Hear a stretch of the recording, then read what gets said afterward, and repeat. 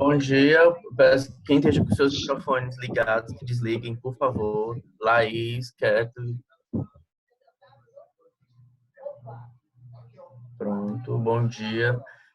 Gente, hoje a gente vai falar um pouquinho aqui sobre tipos de massa, tá? E vai ser uma aula bem legal, porque vai ser uma oportunidade que a gente vai ter de conversar sobre alguns tipos de recheios e uma massa super versátil. Semana passada, eu liberei para vocês algumas atividades. Eu gostaria de saber se alguém fez.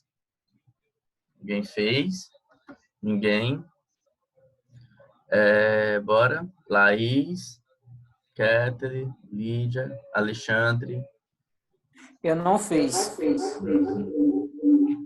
Tá, ok. Gente, pois é muito interessante que a gente atente para isso, tá? Os alunos, eu estou vendo que alguns alunos estão fazendo, outros não.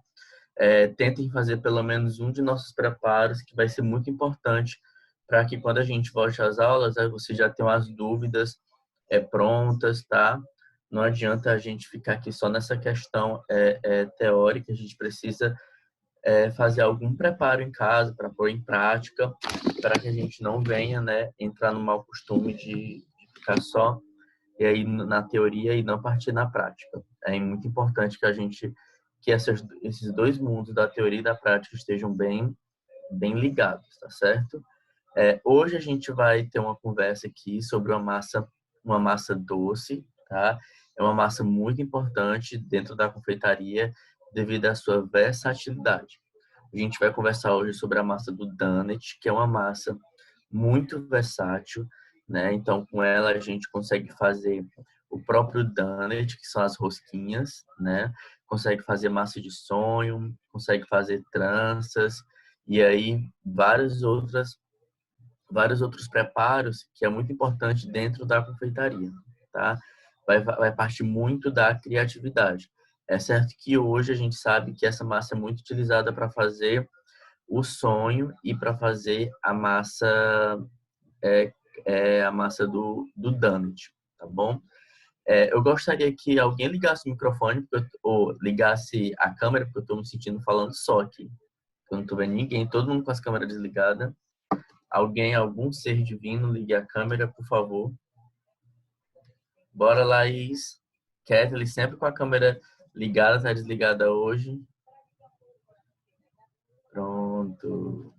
Todo mundo. Pelo menos a Laís ligou. Então, eu fico mais confortável, assim, vendo vocês, tá?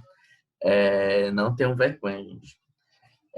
Mas antes disso, eu queria falar para vocês de um recheio muito importante na confeitaria, que é o recheio, o creme patisserie, que é o creme de confeiteiro, né?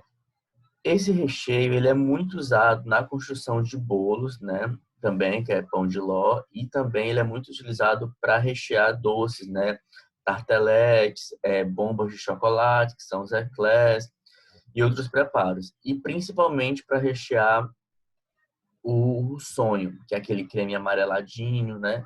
Então ele é muito utilizado. Porém, né, ele é um creme que ele não vai leite condensado. E muita gente às vezes tem um preconceito, né? Porque infelizmente os nossos olhos estão vendados aí pelo leite condensado e acha que todo recheio só é gostoso se tiver leite condensado, certo? Mas não, a gente tem outras opções, né? O creme de confeiteiro é uma dessas opções, sabendo também que no mercado existe cremes de confeiteiros já prontos, né? Industrializados, que são ótimas opções, são excelentes opções para a gente estar podendo acrescentar aí dentro dos nossos preparos. Principalmente para o que a gente vai fazer hoje, que são os donuts e a massa do sonho, né? Então, são realmente cremes que é quase que em todos os locais são usados eles como base, né? E eles são realmente muito bons. Mas antes disso, eu gostaria que vocês anotassem aí a receita do creme de confeiteiro, tá? Por favor, todo mundo com papel e caneta. Eu não vou passar a receita em slide, porque eu estou notando que os alunos estão batendo print e não fazem a receita. Ficam salvo no celular e não fazem. Então, anotando, acredito que fixa muito melhor e vocês partem a fazer mais essa receita, tá? Creme de confeiteiro, vamos lá, os nossos ingredientes. A gente vai precisar de 1.000 ml ou 1 litro de leite,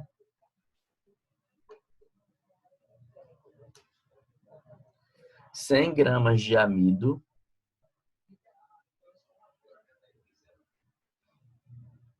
150 gramas de gemas, vai dar aproximadamente 8 gemas, 150 gramas de gemas, aproximadamente 8 gemas, 300 gramas de açúcar refinado,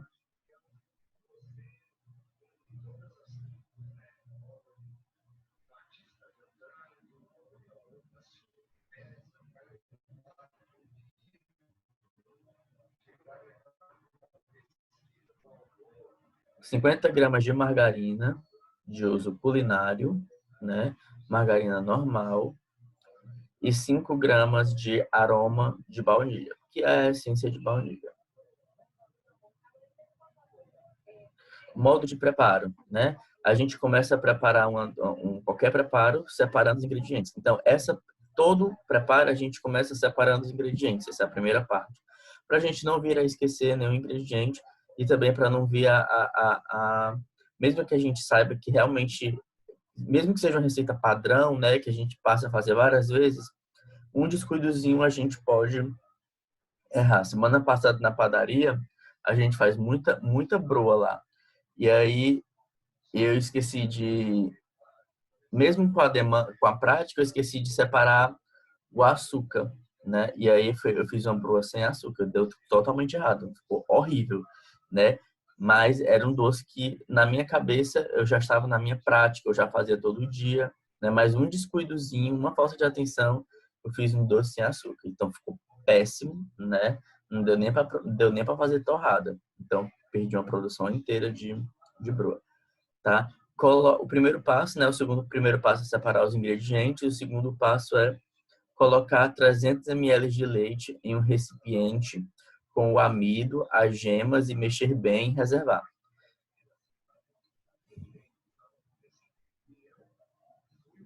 Colocar 300 ml de leite em um recipiente com o amido e as gemas e mexer bem e reservar.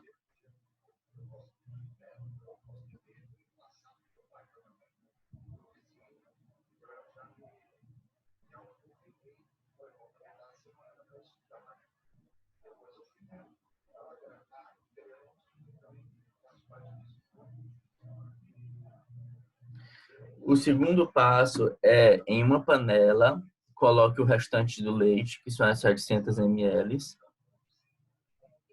o açúcar e a margarina, tá? E vai levar aí até ferver, até abrir fervura.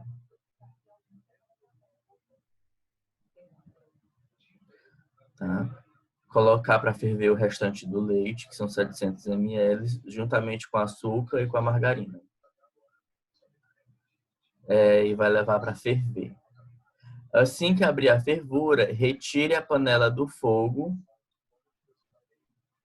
Assim que abrir a fervura, retirar a panela do fogo e acrescentar aquela parte, né, que é o leite, os 300 ml de leite, a gema e o amido. O nome desse processo, gente, que a gente chama é cremagem, né, para que as gemas não venham a cozinhar. E aí a gente vai misturar tudo isso e levar de voltar para o fogo, né, e mexer até que engrosse. É muito importante que a gente venha mexer para que as gemas não cozinhem. Se cozinharem, significa que as gemas passaram de 82 graus e aí é o ponto que as gemas cozinham. E aí a gente vai ter aquela creme flocado, como se fossem uns pedacinhos aí de gema cozida, né? Vamos supor que isso venha a acontecer. Como é que eu faço para salvar meu creme? Eu coloco esse meu creme no liquidificador ou no mixer e passo ele no mixer e aí ele volta para a textura aí que a gente estava pedindo. Contudo, ele não vai ter a mesma firmeza, né, porque a gente no liquidificador, acabou quebrando as moléculas da gema, né? Que é um espessante a gema. E aí a gente vai ter que voltar mais um pouquinho pro fogo até dar um pontinho mais grosso, tá certo? Isso é caso as gemas venham a cozinhar. Feito isso, né? A gente vai colocar agora a baunilha, tá? Feito isso, a gente vai colocar a baunilha, tá ok? Isso é o creme de confeiteiro base, tá certo? Agora a gente vai passar por uma parte muito importante, que é a saborização desse creme de confeiteiro, que para mim é a melhor parte, tá? Para transformar o creme de confeiteiro clássico, né, em qualquer outro tipo de recheio, a gente vai precisar acrescentar outro ingrediente que é muito importante na confeitaria, né? Então, se eu quero um creme de confeiteiro de chocolate, eu vou acrescentar 200 gramas de chocolate meio amargo. Se eu quero um creme de chocolate meio amargo, eu vou acrescentar 200 gramas de chocolate meio amargo no processo quente, tá certo, gente? O creme precisa estar quente. Contudo, eu não posso levar meu chocolate para cozinhar, porque o meu chocolate não é forneável. O chocolate não é forneável. Então, é preciso que a gente cozinhe o creme, retire da panela, para só em seguida, fora do fogo, eu coloque o meu chocolate, tá? Os chocolates, em geral, eles são todos muito sensíveis. Acima de 50 graus, eles podem queimar a gordura do cacau, e aí a gente tem um chocolate aerado, grosso, né?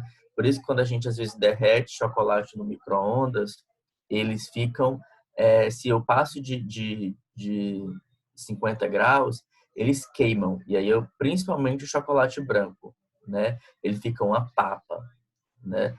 E aí, às vezes, o aluno fala, professor, fui derreter o chocolate branco e virou uma pasta. Aí eu falei assim, não, aí eu falo assim, você não derreteu, você cozinhou, né? Quando você passa de 50 graus, você cozinha o chocolate. O chocolate não é para ser cozinhado.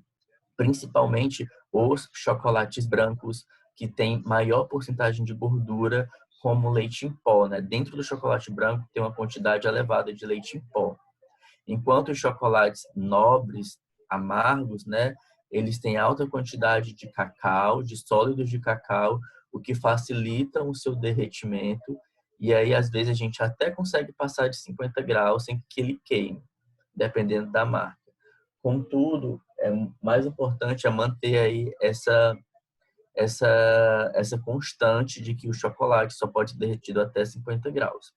E o chocolate branco ele só pode ser derretido até 45 graus.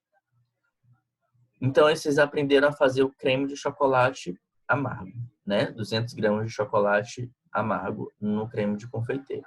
E se eu quero fazer o creme de chocolate branco, eu acrescento 200 gramas de chocolate branco à minha receita, tá? Professor, o que é que o senhor acha de eu colocar dentro do meu creme de chocolate o chocolate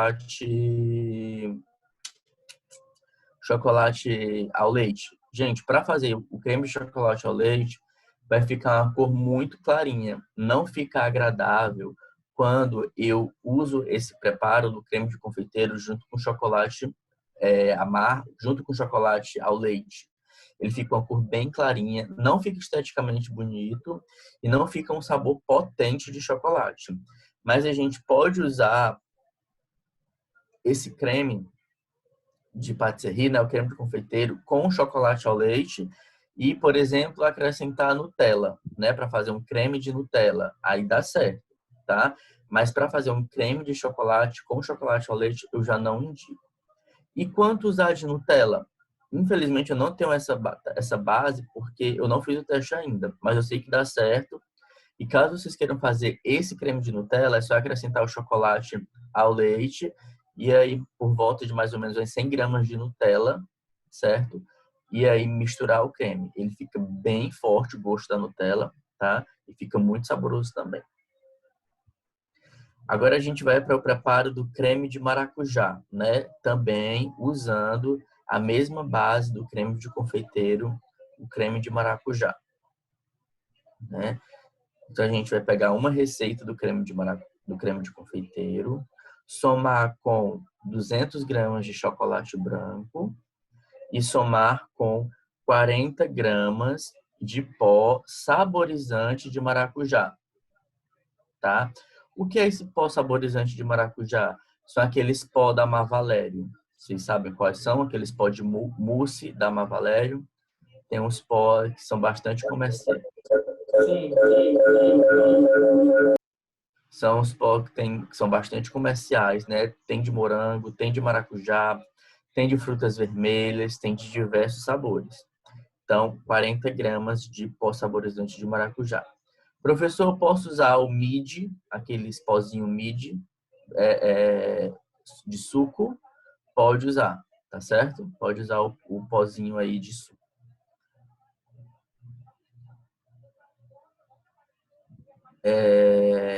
Vamos lá para o creme de morango, né? É a base do creme de confeiteiro, mais 50 gramas de chocolate, mais 200 gramas de chocolate branco e mais 30 gramas de pó saborizante de morango. Este pó saborizante, Professor, pode repetir esse creme maracujá, 100 gramas de chocolate, é? 200 gramas de chocolate e 40 gramas de pó saborizante de morango. O Desculpa, de chocolate é maracujá, chocolate branco. branco, certo.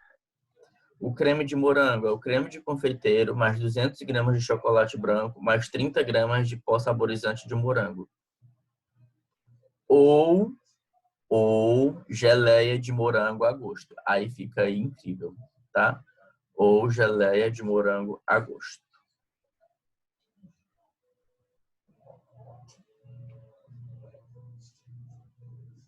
E aí eu tenho agora os cremes à base de pasta,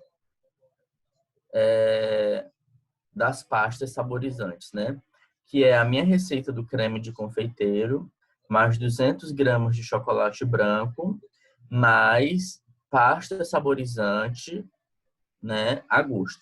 Essa pasta saborizante, para quem não conhece, é o tipo essência, sendo que concentrada. Ela parece muito com um gel, né? Mas é uma pasta, na verdade. E aí essas pastas, elas têm de diversos sabores, doce de leite, pistache, frutas vermelhas, limão siciliano e por aí vai. São realmente sabores infinitos. Dá pra gente brincar bastante, tá certo? Agora, pronto. Para fazer o creme de avelã, de Nutella, são 200 gramas de Nutella, tá? 200 gramas de chocolate, mais 200 gramas de Nutella.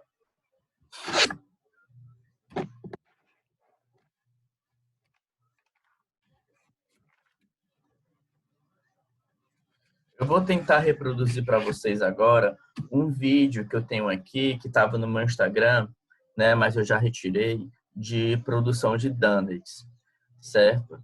E aí eu vou tentar reproduzir e vou, mesmo que esse vídeo venha a travar, eu vou ficar parando de pouquinho em pouquinho para eu ficar falando sobre cada etapa do vídeo, tá certo? Um minuto que eu vou botar o vídeo aqui.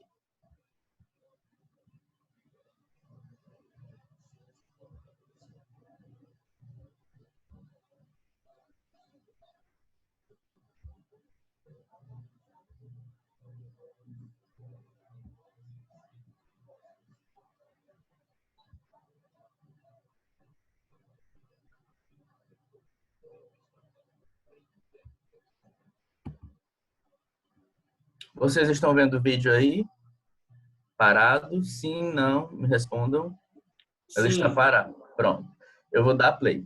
Gente, eu sei também que nessa reprodução aqui, essa reprodução na nossa aula, nessa aula online do vídeo, o vídeo vai ficar meio que pausando para vocês, mas eu vou parar para ficar falando cada etapa do vídeo, porque na verdade eu quero só que vocês vejam algumas partes, tá certo? Certo. Vou começar agora.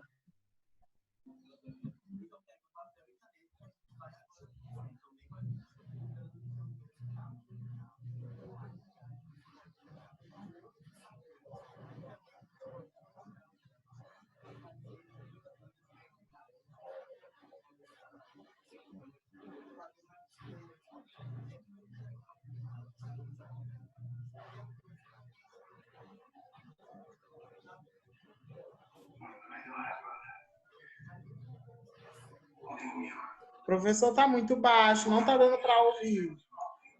Tá, ok. Quem tá com fone, tá conseguindo ouvir? Alexandre? Não, eu não tô ouvindo também. Fone de ouvido, professor. Tá. Mas a imagem tá saindo correta? A imagem tá. Você tá com fone de ouvido? Tô. Acho que é por isso. Pois tira o fone de ouvido, que aí vai sair o áudio. Volta agora o vídeo. E fazer com cores e sabor com a gente. Ficou maravilhoso o áudio agora. O mais legal é que você pode brincar com cores e sabores. E também a gente pode rechear o donut e fazer coberturas bem legais. Eu vou ensinar a cobertura para vocês e você pode fazer várias cores. É muito legal fazer donuts, a criançada vai adorar. E é um doce que está preenchendo muitas vitrines, está voltando com tudo. E também, para quem não sabe, o donut é a mesma massa do sonho. Então, eu vou ensinar todo o processo de sova da massa. E quem quiser fazer essa massa na batedeira também dá certo. Eu vou fazer essa sova na mão, porque nem todo mundo tem uma batedeira que tem o gancho, então fica atento a cada detalhe, que é muito legal e principalmente muito gostoso.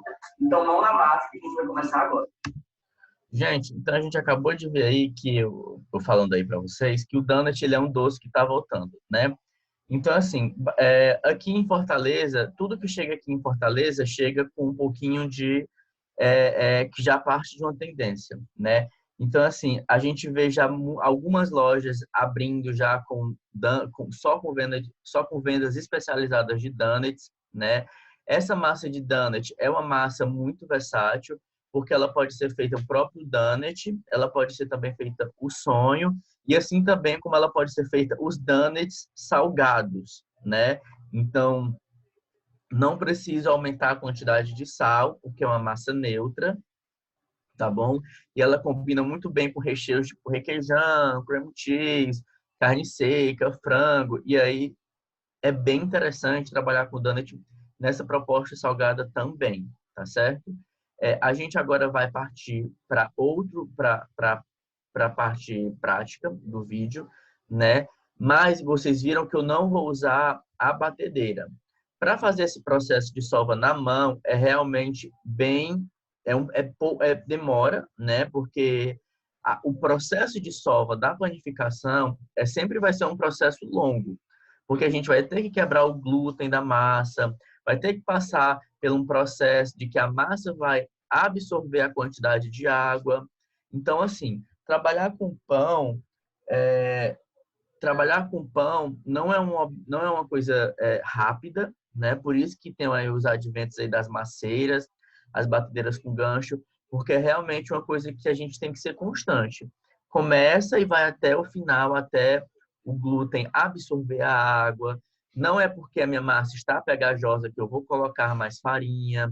Uma série de fatores que vai somar numa massa boa, tá? Então, assim, eu estipulei aqui e vou dar para vocês a receita. Mas se eu peço 200 ml de água na minha receita, vamos supor, não quer dizer que eu vou colocar as minhas 200 ml de água, tá? Essa semana eu fiz um pão aqui para casa, o mesmo pão que eu faço lá para a padaria. E aí, lá na padaria, a gente usa a farinha Dona Maria, que é uma farinha mais forte. Ou seja, ela não tem o mesmo processo de refinamento da farinha da marca fina. Ou seja, a marca da Dona Maria é uma farinha mais pesada e a marca fina é uma farinha mais leve. O que é que isso reflete no pão? A marca Dona Maria, ela pede mais água para ela ativar o glúten, para ficar a massa elástica. E a massa fina, da marca fina, como é uma farinha mais processada, ela é uma farinha mais refinada, eu preciso de menos água para ela se tornar o que eu quero que ela se torne, uma massa elástica, tá? Então, na confeitaria, na panificação, sempre vai ter que haver essa sabedoria aí sobre as farinhas, que nunca vai ter uma quantidade exata de água que você vai colocar em uma massa para ela chegar no ponto que você quer. É muito importante a questão do tato, que a gente vai ter nas nossas aulas práticas. É muito importante a questão visual, que nós também iremos ter em nossas aulas práticas. Para que a gente venha ter o sucesso do nosso produto sem depender de farinhas X, tá? Então, eu estava aqui em casa fazendo um brioche e aí eu já muito acostumado de fazer esse brioche na padaria, eu sempre coloco 300 ml de água para 1 quilo de farinha Dona Maria. Isso para fazer o brioche que eu faço na padaria. A gente usa a farinha Dona Maria lá. E aí, quando eu vim aqui para casa, que a gente usa fina, o que foi que aconteceu? Um minuto. Então, alguém aqui.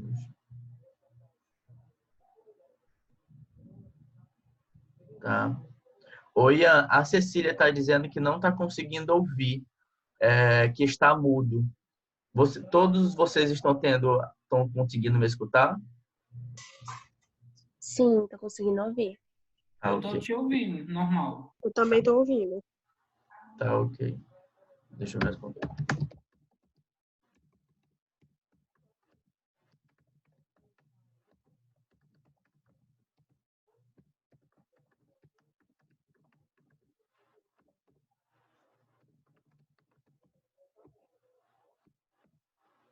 Tá? Então, lá na padaria, quando eu fui fazer o doce, né, quando eu fui fazer o brioche, eu usei 300 gramas de líquido de água, de leite, para 1 quilo de farinha de trigo, tá certo? E aqui em casa eu usei a farinha fina, que é uma farinha mais refinada, é uma farinha mais processada, uma excelente farinha. Não que a Dona Maria não seja, certo? E aí eu coloquei 300 ml de leite. E quando eu coloquei 300 ml de leite e eu batia aquela massa, e ainda assim tinha uma massa grudenta, foi depois, né, que eu fui me tocar, que eu não estava usando a Dona Maria, eu estava usando a marca fina, que precisa de menos água, já que ela é uma farinha mais fraca, mais refinada. Então, é muito importante a gente ter essa sabedoria e saber com que farinha a gente vai trabalhar nas nossas receitas, né, para saber quanto vai de água. Por isso que nas receitas mais profissionais de pão, nunca ou quase nunca vem dizendo a receita exata de água ou de líquido. Geralmente ela não vem dizendo a quantidade ou ela vem ou ela não vem dizendo ou ela vem dizendo assim, aproximadamente 200 ml de água, aproximadamente tantas quantidades de água, ou seja, porque vai variar de farinha para farinha. Tá? E também de clima para clima. Aqui em Fortaleza, nós temos um clima muito úmido, né? Então, isso vai variar bastante também. A umidade interfere muito no processo da nossa massa. Agora, a gente vai continuar aqui a parte do vídeo, tá certo? Vou dar o play aqui. Vamos lá para os nossos ingredientes. Lembrando que os ingredientes, gramatura, tudo no finalzinho desse vídeo. A gente vai precisar de sal, açúcar, manteiga ou margarina, fermento, ovo só, e a farinha, tá? Próximo ingrediente.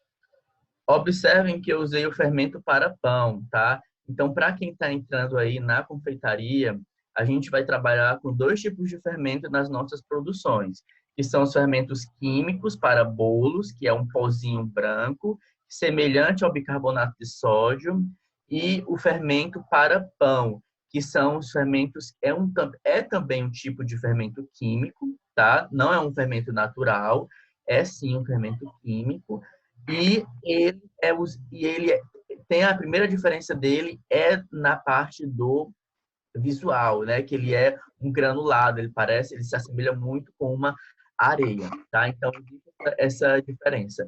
Em todo o processo de panificação que eu falar fermento, é esse tipo de fermento, tá bom?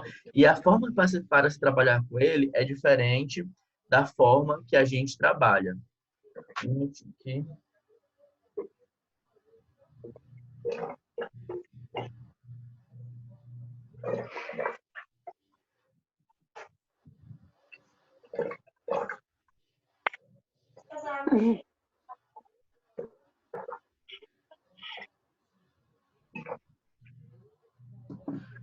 Tá, ok? Então, é muito importante a gente ter conhecimento desses dois tipos de fermento.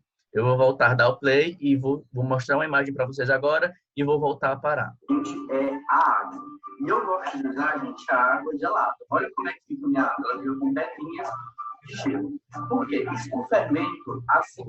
Então, vamos aqui, eu vou explicar para vocês eu mesmo, tá? Por que trabalhar com água, certo? Por que trabalhar com água gelada, tá? O fermento, ele morre a 25 graus. Então, passou de 25 graus, ele morre.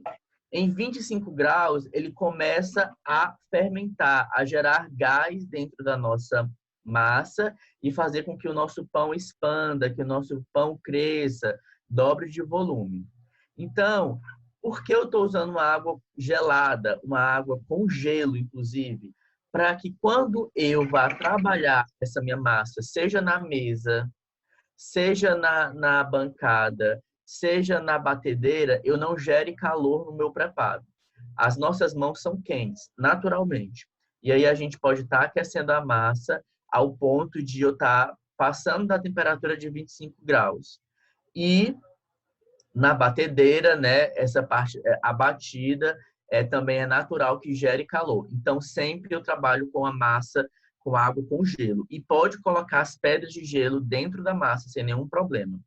Nas padarias, a gente faz o próprio pão carioquinha. Do lado, tem uma máquina produzindo gelo para a gente colocar nas megas maceiras lá, para eles ficarem sempre na temperatura e o fermento não venha a morrer. Acima de 25 graus, ele morre. E se ele morre, ele não fermenta, ele não vai produzir o que tem para produzir e a massa não cresce. Como eu gosto de uma massa bem tratada, para ela ficar bem fofinha e não ficar seca, vocês vão ver que ao finalizar o processo de sova, a minha massa ainda vai estar grudando levemente nas mãos.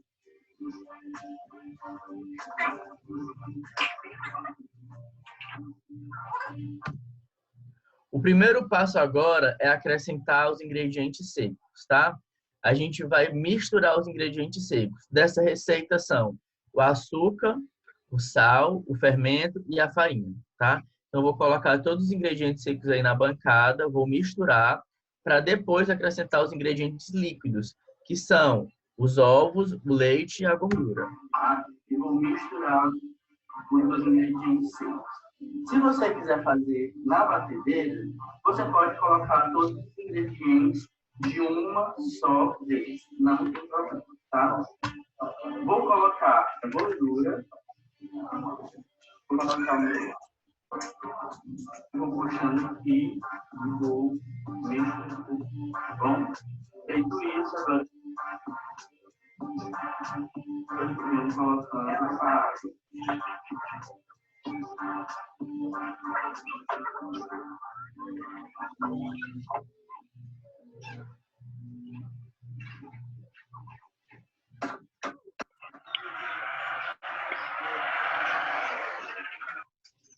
Olha, bonito. Depois que eu tenho uma massa assim, olha como ela ainda gruda na minha mão. Olha. Ó, aqui parece que foi rápido a sova, né? Mas essa sova durou aí uns 15 a 20 minutos, tá? Realmente demora, tá? Na mão, principalmente. Na batedeira, 10 minutos você consegue desenvolver ela. Porque muita gente tem medo de fazer a sova na batedeira, mesmo usando o batedor gancho. Porque coloca tanta farinha na massa, pensando que ela tá grudenta, que ela fica pesada, tá?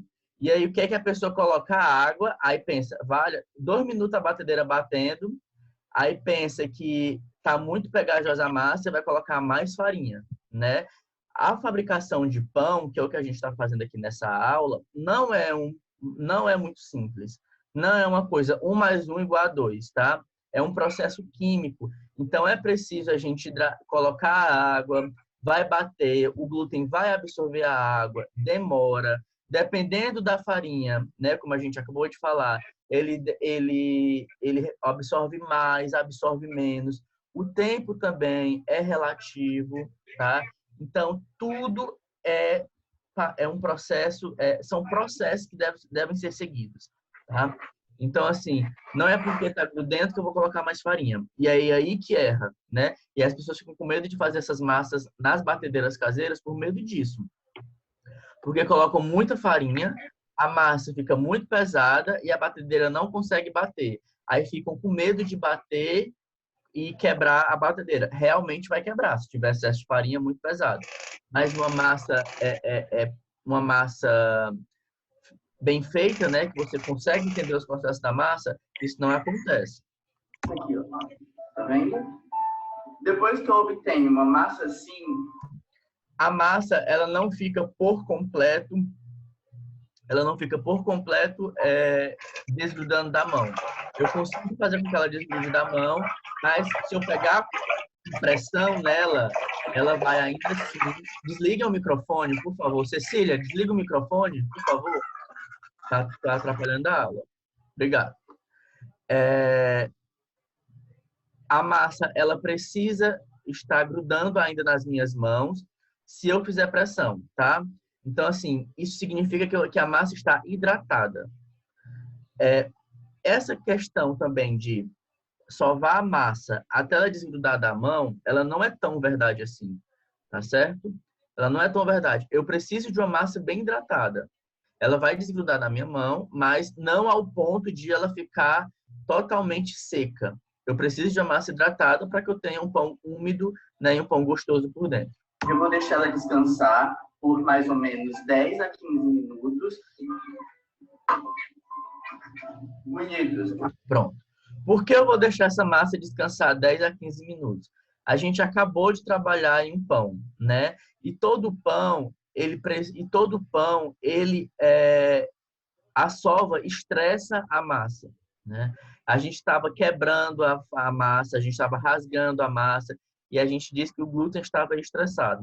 Então, a gente precisa fazer com que ele descanse aí de 15 a 20 minutos para que esse glúten venha a relaxar. Isso são para todas as massas, tá? Para que esse glúten venha a relaxar e eu consiga abrir essa minha massa sem que ela volte. Já tentaram abrir uma massa e ela volta, né? Você abre, depois ela vem voltando todinha. Isso significa que o glúten está estressado. Então, eu preciso que ele descanse para eu voltar a trabalhar com ele novamente. A minha massa, ela já descansou. Eu vou pegar essa massa e vou trazer para cá. Eu vou abrir essa minha massa na espessura do meu dedo. Abrir a massa, olha como ela está grossinha. O donut, ele precisa ser um pãozinho grosso, né? Então, assim, não abram muito fino. Eu usei a espessura do meu dedo, mas vocês podem usar outras formas de medir. O importante é que ele esteja um pouquinho grosso, tá? Agora eu vou cortar os meus donuts. Eu vou usar essa tampinha, tá? Para fazer o tamanho dos donuts. Os donuts, eles variam de 8 a 10 centímetros. Olha a espessura mais ou menos do donut. Fica mais ou menos a espessura do meu dedo.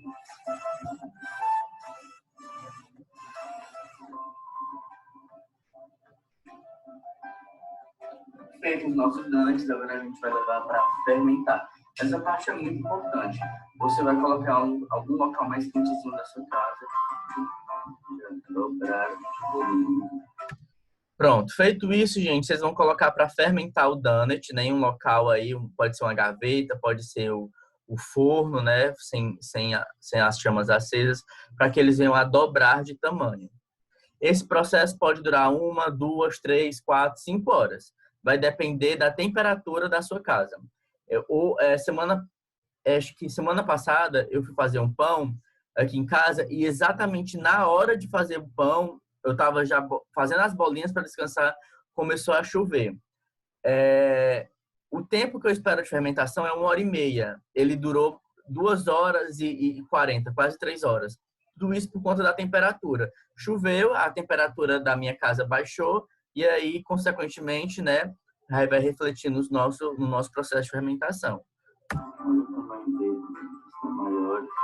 Ó, dobraram de tamanho. Pronto. Agora eu já levei para o forno, tá? O forno pré-aquecido a 180 graus, tá bom?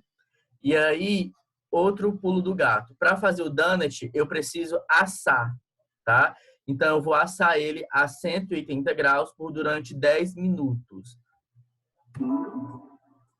Cantinhos estão altos, bonitos. Quando os donuts começarem a dourar, olha aqui, essa é a hora da gente começar a fritar. A gente frita. Tá? Então, esse é o pulo do gato. Primeiro a gente assa e depois a gente frita, tá certo? Se eu fritar, lembre que o fermento morre a 25 graus. Se eu colocar essa massa dentro de um óleo com 180 graus, ele não vai crescer. Por quê? Porque ele vai morrer assim que entrar na massa, né? A temperatura é muito alta. Então, no forno, eu consigo fazer com que ele cresça para depois eu vir a fritar ele. Até ele dar uma leve douradinha. Dourou um pouquinho o tiro.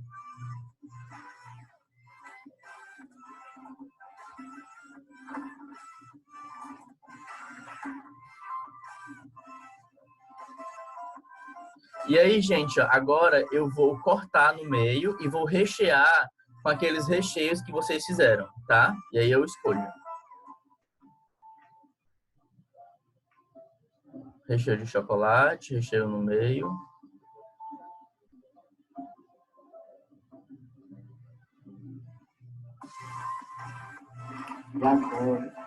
E agora aqui é uma mistura de açúcar de confeiteiro, tá? Mais água, até formar um cremezinho grosso, tá? Bem grosso mesmo, tá bom? Não pode ser outro tipo de açúcar. Tem que ser açúcar de confeiteiro e água, tá bom? E vai mexendo até fazer uma caldinha grossa. Pega o donut, coloco de cabeça para baixo, prendo ele aqui e vou encostando ele. E eu puxo, olha, e eu viro. Essa calda vocês podem fazer de todas as cores, tá? Usando aí os corantes em gel.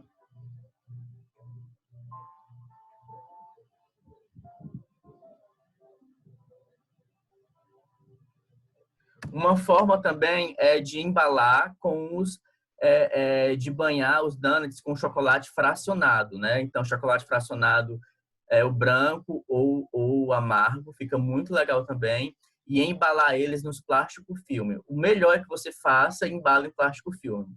Quando você banha com açúcar de confeiteiro e água, ele também dá uma ressecada, né? Fica uma película ali bem legal e você consegue embalar.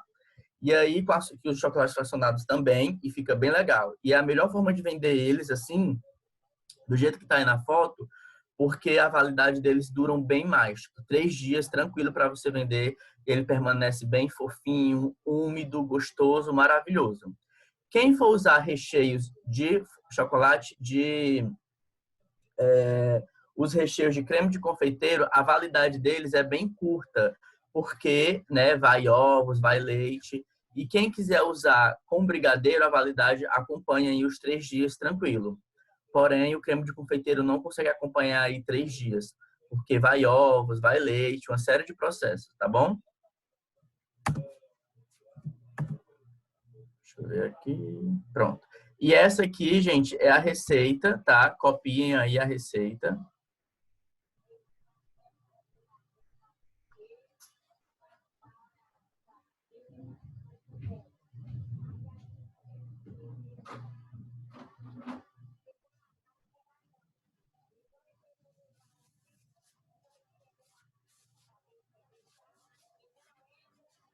Essa farinha é sem fermento, professor?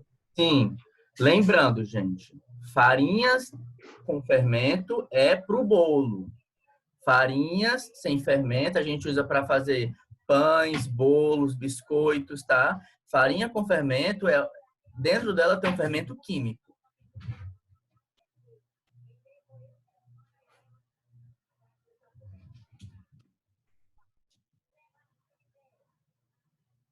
Tá procurando ver.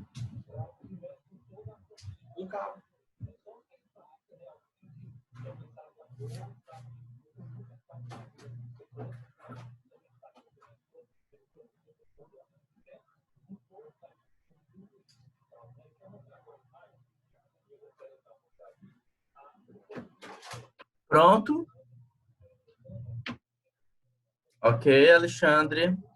Ok, Cecília. Ok, Kathleen. Ok. Ok.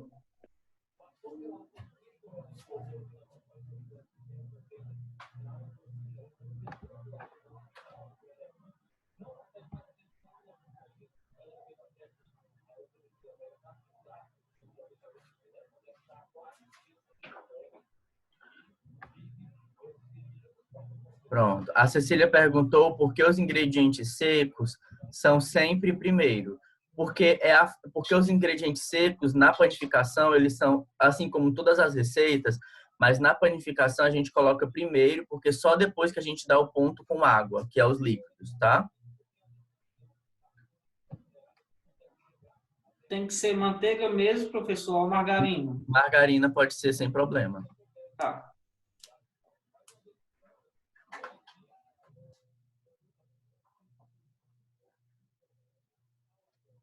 Tá ok, gente? Tá, então, boa semana para todos, tá? Continuem em casa, tá bom? Na semana passada, quando eu não tive aula. Não estou escutando, Cecília.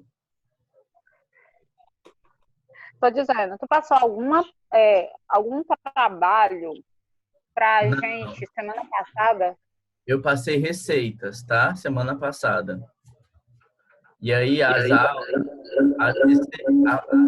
você assiste na nossa plataforma no YouTube, né? Onde o Ian coloca todas as aulas, tá certo? Fique atentos lá às plataformas. E aí é bem interessante que você consegue assistir as suas aulas, como também as aulas de outras turmas, caso você tenha esse interesse aí, tá? Professor, me tira uma dúvida? Oi. É a respeito daquela receita que você passou para a gente da massa da pizza, certo? No caso, se eu quisesse colocar na geladeira para não fermentar, eu poderia colocar? Pode, tá? Mas o que é que acontece? Não quer dizer que você vai barrar o processo de fermentação. Você vai aumentar o processo de fermentação, porque ela vai continuar fermentando, porém mais lentamente. Porém, você pode fazer o quê? Congelar a massa. Aí você pode congelar a massa, tá? A massa ainda não fermentada. Congela, depois descongela, né, na geladeira, até ela chegar em temperatura de geladeira. Aí você trabalha com a massa e se quiser que você fermente, você fermenta. Porque aquela massa da pizza, ela é muito versátil, né? Pode ser usada em salgados e etc. Tá certo? Certo, obrigado. Nada. Mais alguma dúvida? Tudo ok? Então, até a próxima semana, viu, povo? Abraço Tchau. aí. Tchau, tchau. Cuidem. Tchau. Um abraço para vocês. Tchau, abraço, gente. Momento. Abraço, Ian. Aí seja muito bem-vinda, tá? Um prazer te receber, tá bom? Obrigada. Tchau. Tchau, meu povo. Tchau, boa semana.